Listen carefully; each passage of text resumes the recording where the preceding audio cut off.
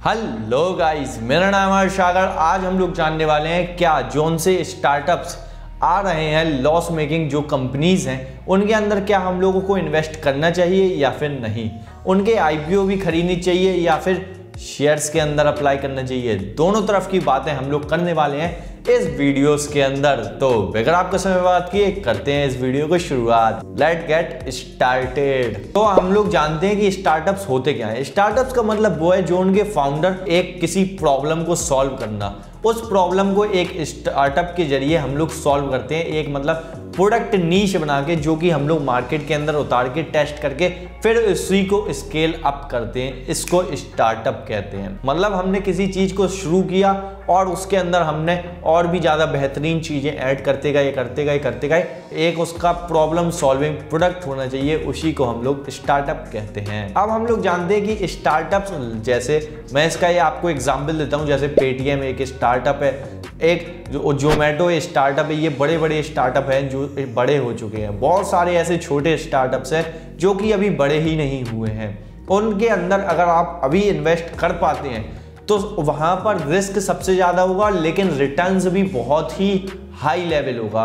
मतलब आप मानो साल भर के अंदर पैसा डबल इन स्टार्टअप्स के अंदर अगर आप इन्वेस्ट कर पाते हैं, बहुत ही ज्यादा स्मॉल स्टार्टअप्स के अंदर। आजकल तो सभी लोग स्टार्टअप कर रहे हैं क्योंकि स्टार्टअप का स्कोप ही बहुत ज्यादा है और हर किसी के मन में इच्छा है बिजनेस करने की। तो क्यों ना स्टार्टअप के साथ किया जाए जहां पे 75 करोड़ तक की जीरो टैक्स लगता है। तो भाई सही सुना आपने, 75 करोड़ तक का यहाँ पर टैक्स फ्री है।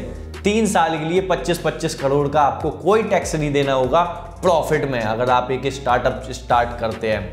अगर प्रैक्टिकली देखा जाए तो लगभग आपको 30 से 32 करोड़ के आसपास सरकार को टैक्स देना पड़ता अगर आप डायरेक्टली इनकम शो करते। बट अगर आप एक स्टार्टअप चलाते हैं, स्टार्टअप में इतनी इनकम कमाते हैं, तब आपको 3 साल तक 75 करोड़ रुपए का टैक्स माफ है। मतलब 75 करोड़ की इनकम तक पे कोई टैक्स नहीं लगेगा आपके, मतलब 30 से 32 करोड़ तो सीधे ही बच गए। अब हम लोग जानते हैं क्या हम लोगों को इन्वेस्ट करना चाहिए इन स्टार्टअप्स के अंदर या फिर नहीं। पहले नंबर में बात करते हैं कि ये जो स्टार्टअप्स होते हैं वो लॉस के अंदर क्यों होते हैं। स्टार्टअप्स एक नया प्रोसेस है, नया प्रॉब्लम है जिसको हम लोग सॉल्व कर रहे हैं एक स्टार्टअप के जरिए। एक कोई प्रॉब्लम है जिसको हम लोग स्टार्टअप के जरिए सॉल्व कर रहे हैं। उस प्रॉब्लम को हमको कस्टमर को बताना होगा कि ये आपकी प्रॉब्लम है, जिसको आप इस स्टार्टअप के साथ सॉल्व कर सकते हैं, जो कि मार्केट के अंदर आ चुका है। इसके अंदर पूरी कॉस्ट कंज्यूमर एक्विजिशन की होती है। कंज्यूमर एक्विजिशन का मतलब है आप कस्टमर को अपने प्लेटफॉर्म पे लेके आ रहे हैं और उसको अपना प्लेटफॉर्म का आदी बना रहे हैं। जैसे आपने नाम सुना होगा क्लियर टैक्स का। क्लियर टैक्स एक स्टार्टअप है जो कि आपको ITR GST फाइल करने में हेल्प करता है, सिर्फ और सिर्फ एक क्लिक पर। आपको पता था? नहीं पता था तो आपको जान के अच्छा लगा होगा। क्लियर टैक्स एक स्टार्टअप है जो कि आपको GST व इनकम रिटर्न फाइल करने में हेल्प करता है। तो स्टार्टअप्स के मेन रीजन यही हैं जो, और ये लोग मार्केटिंग बहुत ज़्यादा करते हैं बिकॉज यहाँ पर जो प्रॉब्लम है वो कस्टमर को हमको बताना पड़ता है कि ये प्रॉब्लम आपकी है, आ रही है, जिसको आप इस स्टार्टअप के जरिए सॉल्व कर सकते हैं। मतलब मार्केट में एजुकेशन फैलानी पड़ती है कि सर ऐसा भी एक प्लेटफॉर्म आ गया है जो कि आपकी इस प्रॉब्लम को सॉल्व करने वाला है। जैसे कि आपने सुना होगा जो क्रेड ऐप है वो एक अमेजिंग स्टार्टअप है। क्रेड ऐप ने बहुत ही जल्द अपनी वैल्यूएशंस को डबल, ट्रिपल और 4 टाइम्स कर लिया है बिकॉज वहां पर जो आपके पास कस्टमर्स आ रहे थे वो आपके 1 नंबर कस्टमर्स थे। क्रेडिट कार्ड का बिल लेट पेमेंट करने की वजह से आपको पेनल्टीज लगा करती थी। उस पेनल्टी का सॉल्यूशन निकाला क्रेड ऐप ने। आप अगर अपने क्रेडिट कार्ड को यहाँ पर फीड कर देते हो, अगर आप भूल भी जाते हो कि बिल पेमेंट करने की लास्ट डेट कब है, वो आपको रिमाइंडर भेजते रहते हैं। एक है ये सिंपल प्रॉब्लम, लेकिन इसको सॉल्व किया है सिर्फ क्रेड ऐप ने, और कोई ऐप ही नहीं है मार्केट में।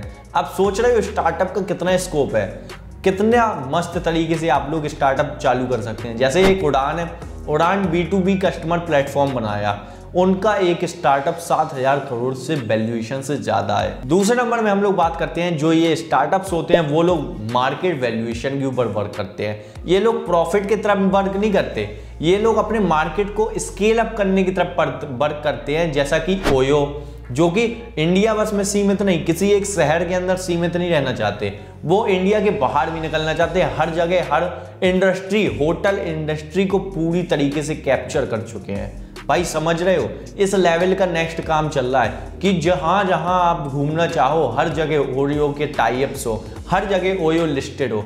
इसलिए ये भी एक मेन कारण है, लगातार ये एक्सपेंशन ही करते रहते हैं, इसलिए भी ये लोग लॉस के अंदर रहते हैं। और ये लोग को लॉस में रहने के बावजूद भी जो पैसा आता है वो आता है फंडिंग उठा के। फंडिंग एक वैल्यूएशन गेम है जिसमें आपकी वैल्यूएशन बढ़ती है, और अगर आपने सही तरीके से फंडिंग ली, सही प्रॉब्लम को एक स्टार्टअप के जरिए सॉल्व किया, तो क्या पता आप भी एक बिलियनियर बन जाओ। तीसरे नंबर में बात आती है जो ओनर्स होते हैं, जो इन्वेस्टर्स होते हैं, वो लोग छक चुके हैं लॉसेस खाते खाते। ये भी एक कड़वा सच है स्टार्टअप्स का कि जो ओनर होते हैं वो लोग लॉस को देखते देखते कब तक जिएंगे मेरे भाई। वो लोग भी एक कभी ना कभी निकलने का सोचते हैं कि मेरे को कुछ हार्ड अर्न मनी मिले, मेरे को भी कुछ पैसे मिले।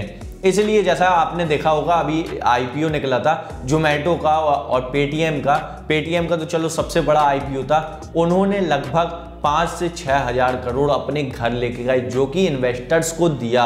इन्वेस्टर्स का वो प्रॉफिट था, इन्वेस्टर्स ने वो पैसे अपने जेब के अंदर रख लिए, वो री इन्वेस्ट नहीं किया गया।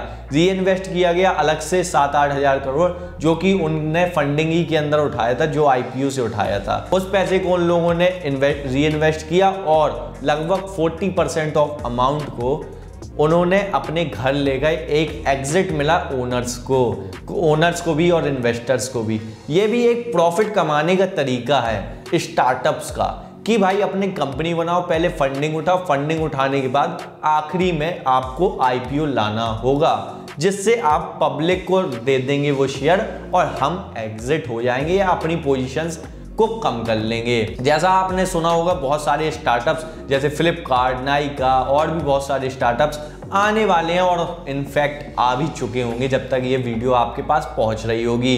इसलिए आपको जो आप कर रहे हैं, जो आप स्टार्टअप करना चाहते हैं, स्टार्टअप्स के एक पोजीशन ये भी होता है, इसलिए आपको जो उनका माइंडसेट है वो भी समझना बहुत ही ज़्यादा ज़रूरी है। कंपनी के साथ आपको जुड़ के इसीलिए रहना होता है कि अगर आप कंपनी के साथ नहीं जुड़ के रहेंगे, नहीं उसकी भावनाओं को समझेंगे, तो हो सकता है कि वो स्टार्टअप आपको चूना लगा के निकल ले। तो इस तरीके से होता है मामला। आपको आईपीओ के समय इनफैक्ट सारी डिटेल्स पेटीएम के फाउंडर जो हैं विजय शेखर सर, उन्होंने डिस्कस किया, उन्होंने डिस्क्राइब किया कि भाई जो मेरा स्टार्टअप है वो आगे इस तरीके से लेवल पे बढ़ करेगा, इसलिए हम लोग 9,000 करोड़ रुपए इसके अंदर वापस से री इन्वेस्ट कर रहे हैं। तो ये सारी चीजें वहां पर आपको देखनी होगी, आपको न्यूज़ेस को पकड़ के चलना होगा। चौथे नंबर में बात करते हैं जो ये शेयर है वो भाई अभी लॉस के अंदर चल रहा है। मतलब इनफैक्ट आपने देखा होगा जैसे जोमेटो का जो शेयर है वो लगभग 150 रुपए के आसपास अभी ट्रेड कर रहा है। इसका मतलब ये है जो अभी मार्केट अभी ये लॉस पर है, जोमेटो अभी लॉस पर है, लेकिन जब ये प्रॉफिट में आ जाएगा तब क्या आपको 150 रुपए का मिलेगा? नहीं, ये एक पेनी स्टॉक जैसा ही है, क्योंकि अभी ये प्रॉफिट में नहीं है, लेकिन इनका मार्केट कैपिटलाइजेशन बहुत ज़्यादा है, इसलिए ये आईपीओ लेके आ पाए हैं। ये लोग प्रॉफिट पे भी आ जाते हैं, जो कि इनके पास लाने के बहुत सारे तरीके हैं और आगे आने वाला ज़माना भी डिजिटली का है। उसको देखते हुए ये लोग इतना पैसा खर्च कर रहे हैं मार्केटिंग के ऊपर और कस्टमर एक्विजिशन के ऊपर।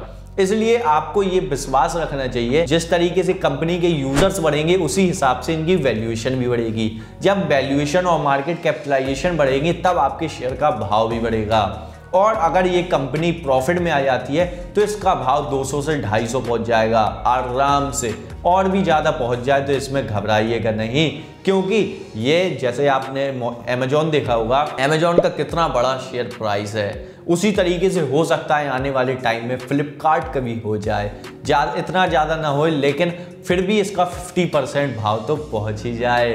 तो आप लोगों को ये सारी चीज़ें ध्यान रखनी है, और इसके अंदर हाई रिस्क भी है, क्योंकि जो स्टार्टअप है वो पहली चीज़ तो सस्टेनेबल है, लेकिन यहाँ पर कंपटीशन हाई होता है, जो कि कंपटीशन अगर आपको ख़त्म करना है तो इन लोगों को एक लत लगी हुई होती है कि कस्टमर को पैसा दो, वो आएगा, फिर ये लोग कमाएंगे। लेकिन कोई भी अभी कमा नहीं रहा है। अगर कोई आपको ऐसी कंपनी मिलती है या कोई आपको ऐसा स्टार्टअप मिलता है जो कि अभी प्रॉफिट में है, तो भाई उसके अंदर जरूर इन्वेस्ट करें, क्योंकि और बाकी स्टार्टअप्स जो हैं उन्होंने तो कुछ पैसा ही नहीं कमाया अभी। किस तरीके से हम लोग उन पे विश्वास कर लें। अब मैं आपको बताता हूं मेरा कंक्लूजन।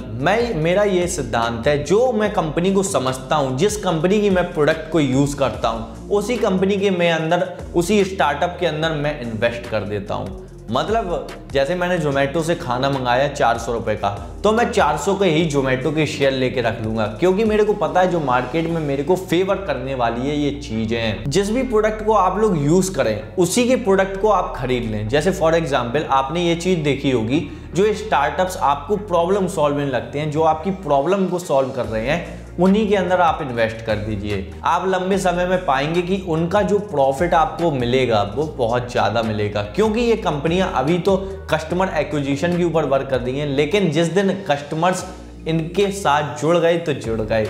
जैसा अभी हम लोग गूगल के ऊपर सर्च करते हैं, पहले ये लोग हमको पेड ट्रैफिक के जरिए लाए थे। गूगल के अलावा क्या किसी और का आपको नाम भी याद है? इसलिए इसी टाइप का ये स्टार्टअप कल्चर है, जो कि पहले आपको एक्विजिशन करता है, आपके ऊपर लत लगाता है, फिर उसके बाद आपसे पैसा निकालता है। आपको स्टार्टअप के अंदर निवेश करना चाहिए, क्योंकि startups are the future of India.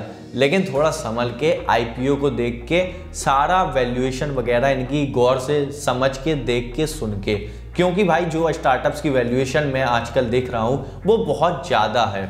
इसलिए आपको थोड़ा संभल कर इन्वेस्ट करना चाहिए, और तो और आपको रिस्क मैनेजमेंट भी सारा कुछ कैलकुलेट करके चलते रहना चाहिए अपनी इन्वेस्टमेंट के ऊपर। तो अगर आपको ये वीडियो अच्छी लगी हो, नॉलेजेबल लगी हो, तो आप हमारे चैनल को सब्सक्राइब कर लीजिए और बेल आइकन को भी हिट कर लीजिए।